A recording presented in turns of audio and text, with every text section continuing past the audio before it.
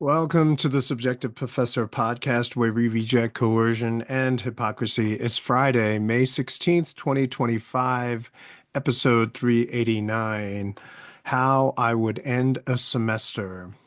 A little bit nostalgic, perhaps. We're rolling to the end of the school year for middle school, and I'm still filling out applications to schools, try to figure out where I'm going to be next year.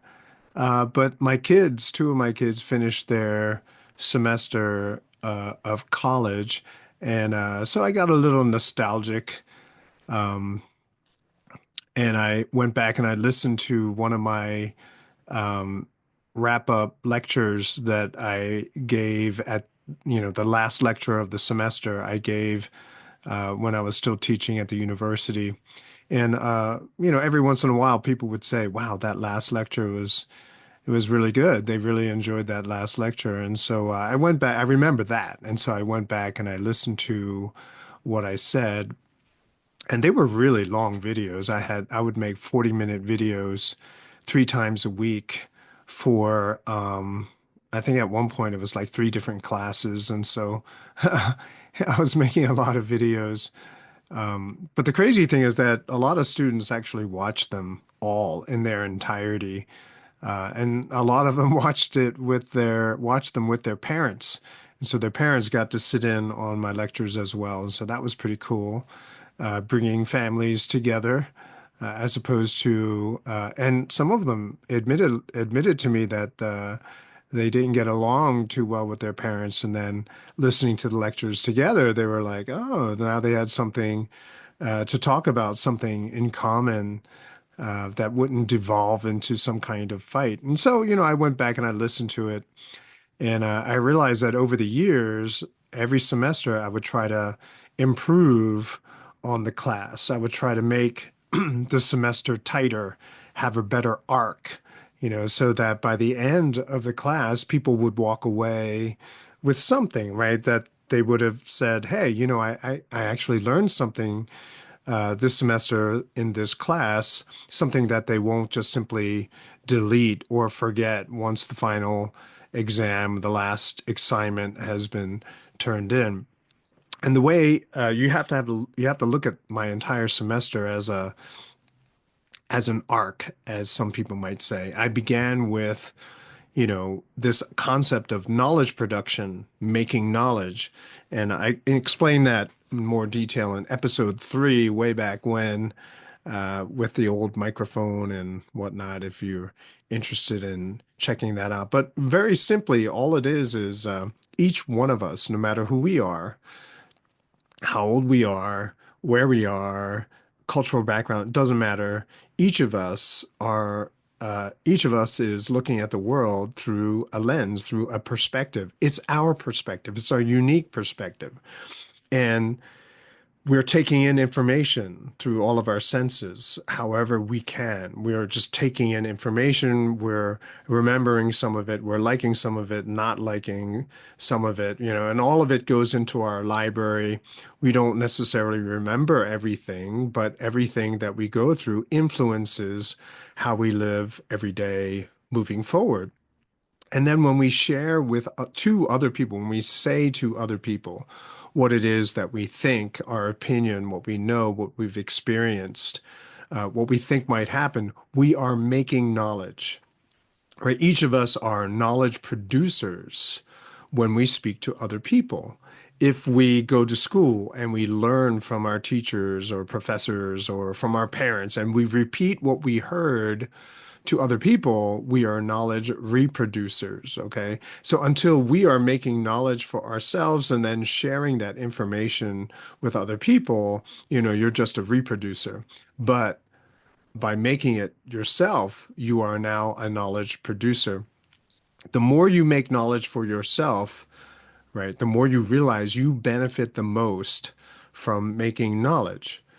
So if you look at the university, who benefits the most? They are the writers, the tenured professors, the people who write articles, um, you know, and especially if what they write gets picked up by people in the state, in the government, then their policies are what are elevated.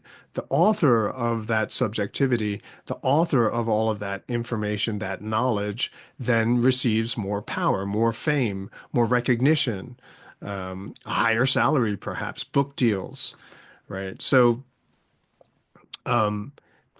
once you realize that that is the game, people trying to persuade everybody else to understand the world as they see it. It's not that it's the truth, right? Rather, it's the way they see the world. And if a lot of people say, oh, that makes a lot of sense, then they may agree with it, but there will always be a divergence, right? Because each person lives their own life. It will never be perfectly in line with the one who is making the knowledge, the original knowledge producer. And so you'll always have divergence.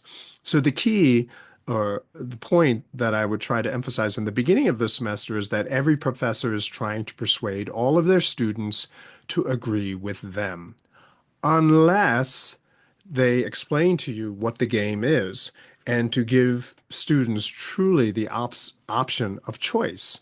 Like they can either agree or disagree. And most professors say, oh, I don't care if you agree with me or not. But secretly, yeah, they do. And I can honestly say I really don't care. I didn't care if students agreed with me or not. However, they had to be civil, right? Because everyone has freedom to disagree. But I know a lot of my colleagues would fiercely defend their position.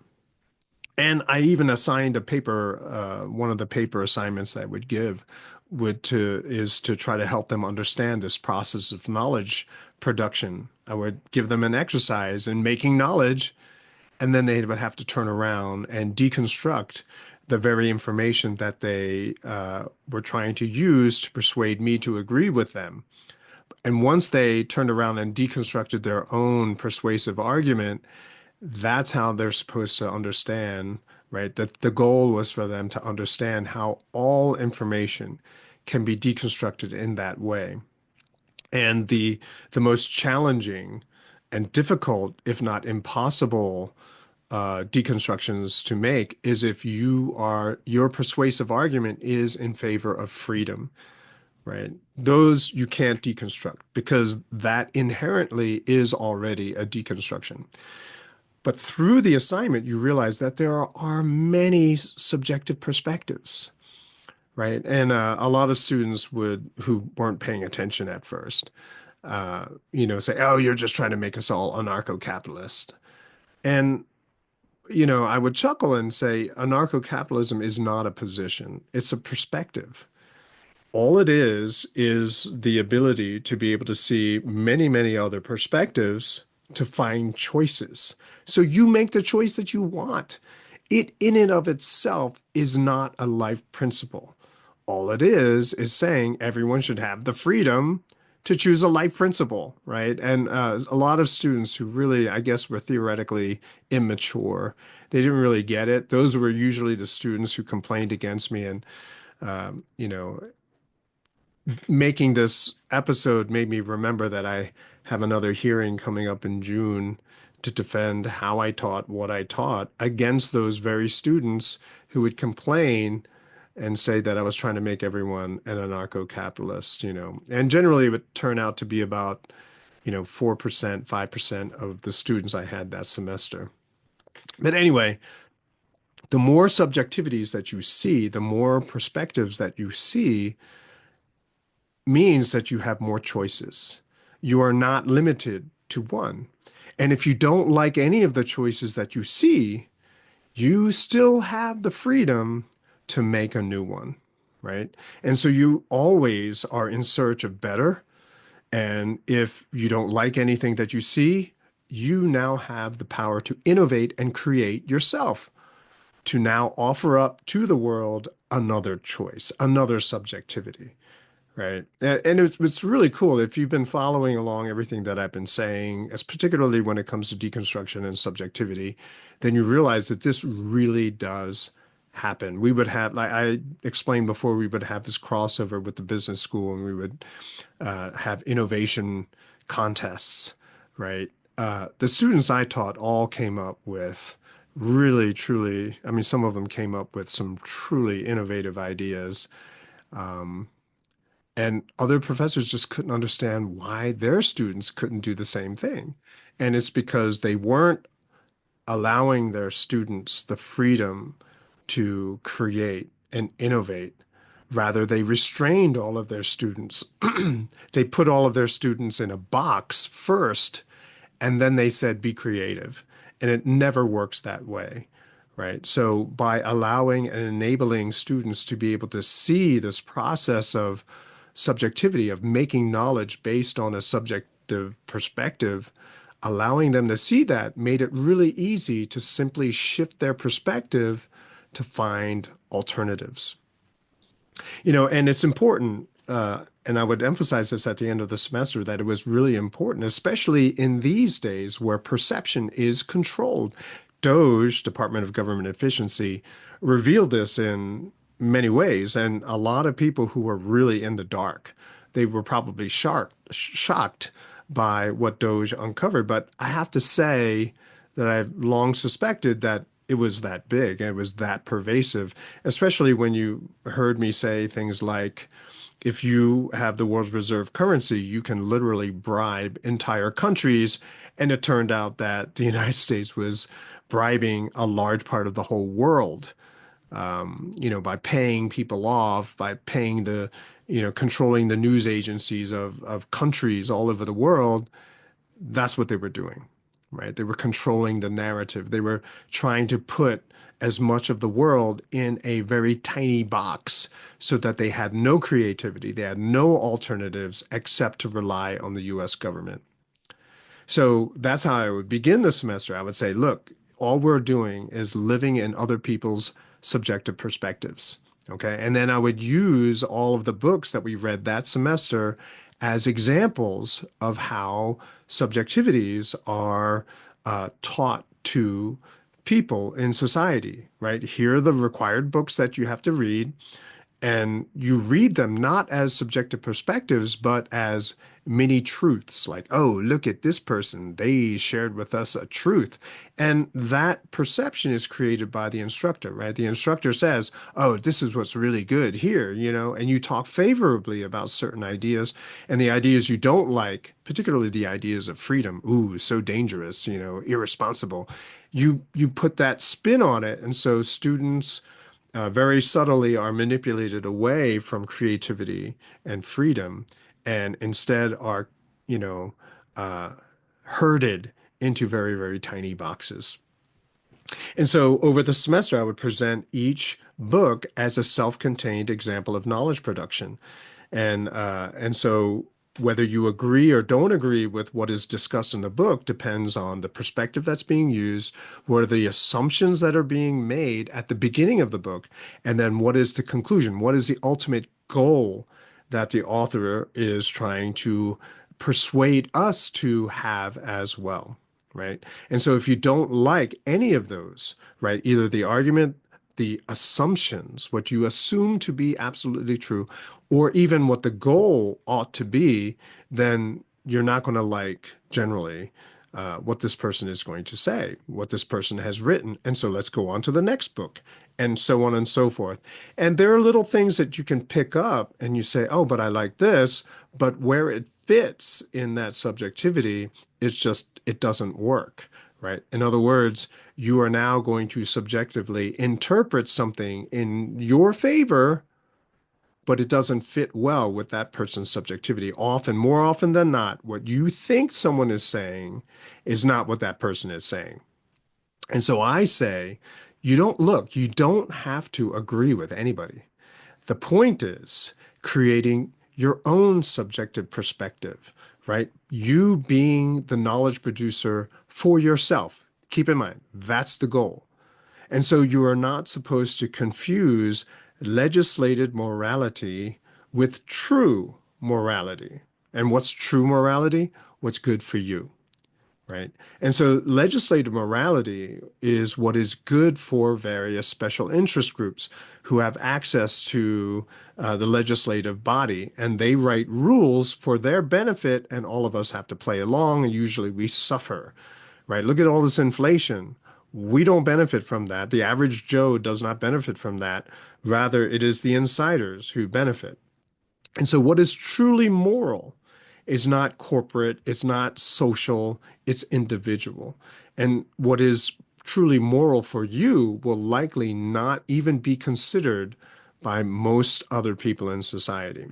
Right. So legislated morality is the box, right? It's one of the sides of the walls of the box that I explained in another episode, right? So the government approved education teaches us how to live in a box. And a lot of my colleagues in the university, that's what they would teach. They taught the box while claiming to teach people how to get out of the box, right? That would always be comical to me, right? So politicians never have to worry about it because they never have to pay the cost of their wrong choices, of their bad information. Tenured faculty never have to pay. I mean, think about crushing student loan debt. It's never the fault of the faculty, right, who taught students bad subjectivities, right? They have no accountability at all. And just to give you an idea of what I mean, universities can say, look, come to our school and we guarantee that you will get a job that pays this much or your money back, right? You see, something like this.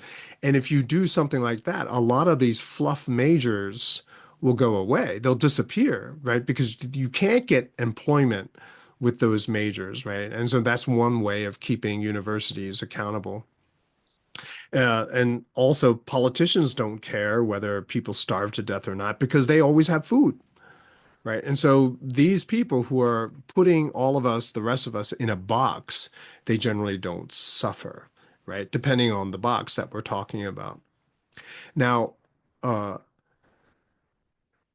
you might agree with certain politicians and the certain moral positions that they take. Okay, that's fine if that's what you want to do, but you can't force others to do the same thing. You can't force other people to live the same miserable existence that you have chosen for yourself, right?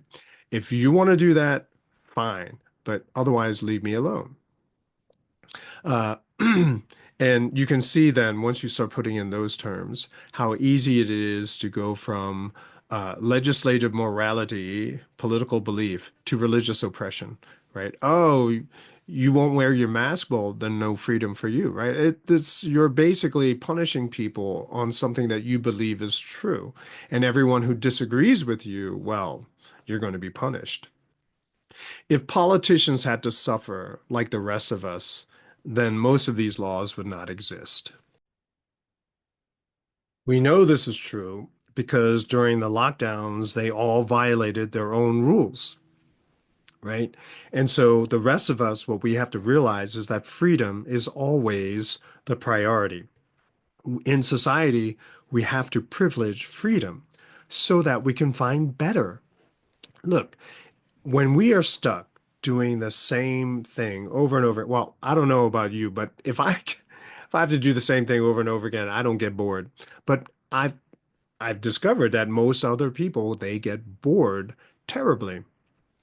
So someone somewhere is trying to solve their problem of boredom, or they're trying to solve a problem that they encountered while trying to solve their boredom. In other words, they're trying to make their life better for themselves. And so we got to share ideas. We got to compare ideas. We have to compare the choices that we've made.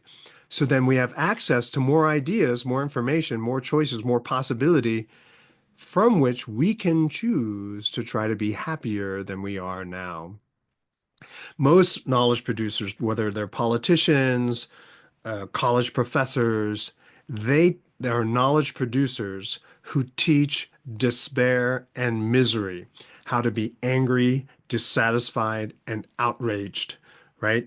And to make sure that everyone is as unhappy as they are, there's censorship, there's information control, all to keep people in a box. I might have mentioned this to someone, and pardon me if you are of the Buddhist persuasion or have sympathy for Buddhism, but I had this one professor who was Buddhist, and he every chance he got, he would trash Christianity in class. And what am I going to say? He's the professor, right?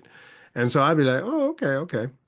And I just and he didn't want creative thought. He's like, when I give you a test, I don't want you to say your, Christian ideas or your Christian spin on whatever it is I taught you. I want you to tell me exactly what I told you. I want you to regurgitate what I taught you during the semester. And I was like, man, this is going to be the easiest class ever. All you got to do is have perfect notes. And then every time he gives you a take-home exam, you just write back everything he said. And I took verbatim notes. And I thought I would cruise that class. And because, well, I don't want to get into too personal, but he did not reward my diligence. Okay. And the great thing was that about 10 years later, and we're teaching in the same department, right? Get on the elevator together, and he expresses how miserable he is. And I thought, I don't have to say anything. I don't have to disprove anything. He disproved his own knowledge production. He tried to pass off that his perspective was the best and that this is how you achieve enlightenment, right? Because there's no such thing as happiness or sadness. But 10 years later, man, he's looking back on his life and he's not happy, right? And so I didn't have to say anything. I didn't have to do anything. He basically proved himself miserable. And the fact that he did not allow any kind of conversation, well, he did it to himself. He put himself in a box.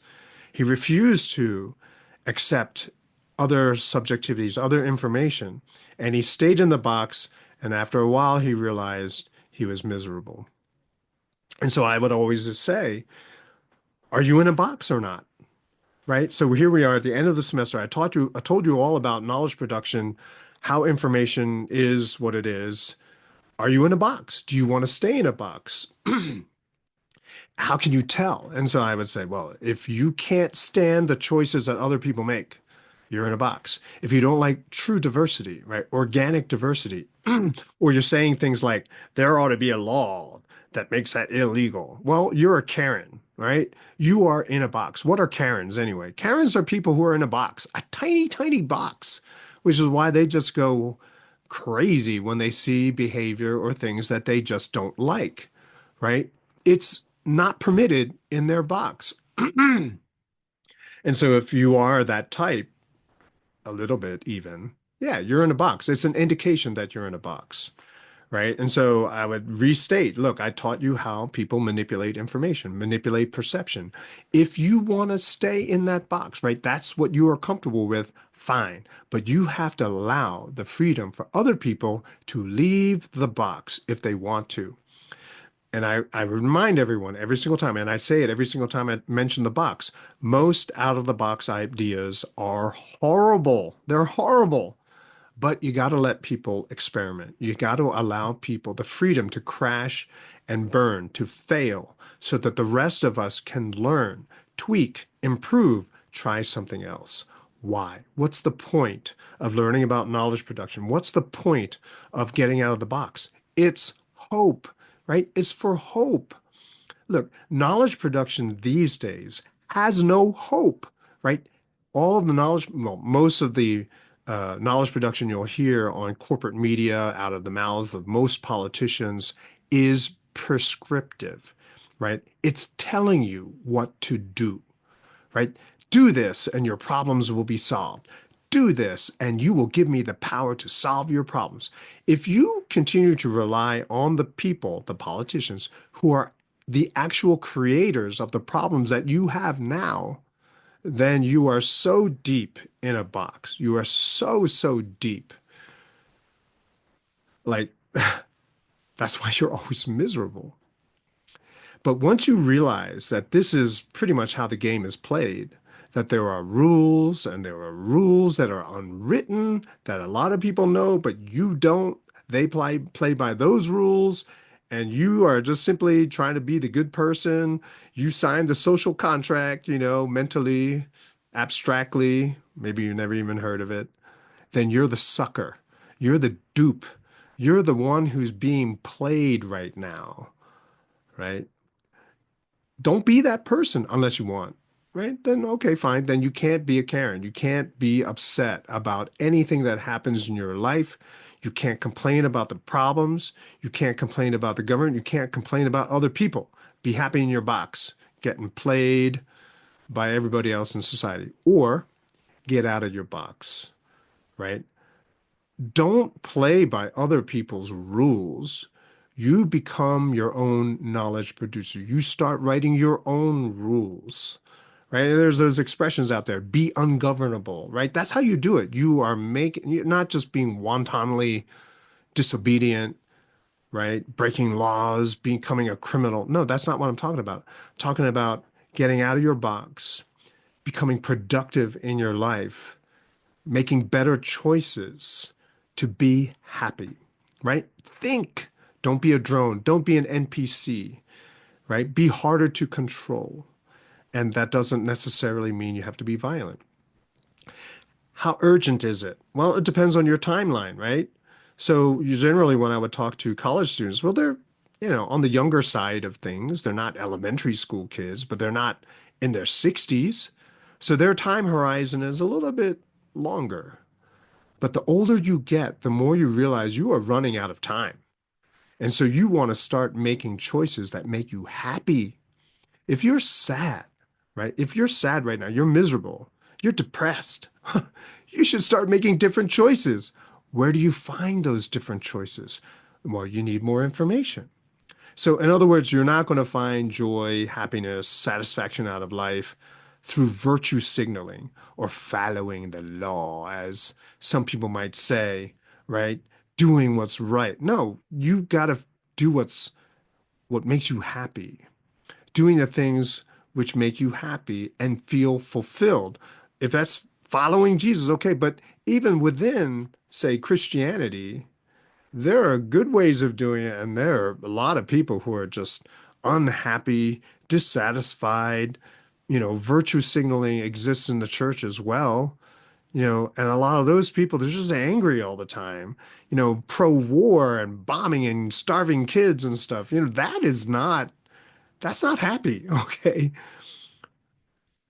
I can't tell you what will make you happy. I can't tell you what will make you fulfilled, but murdering kids, after a while, you'll realize you're not happy. But you have to figure it out yourself. And here's the thing.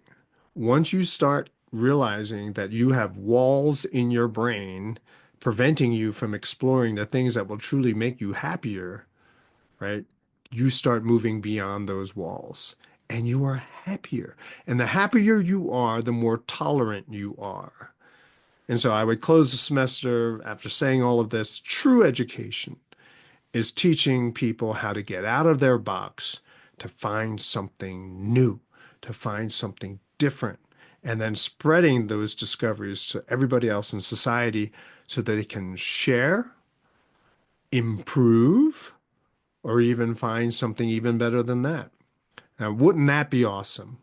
What kind of society we could have if everyone lived this way instead of being fixated on, being right, controlling large numbers of people in population, bombing other people. I mean, come on.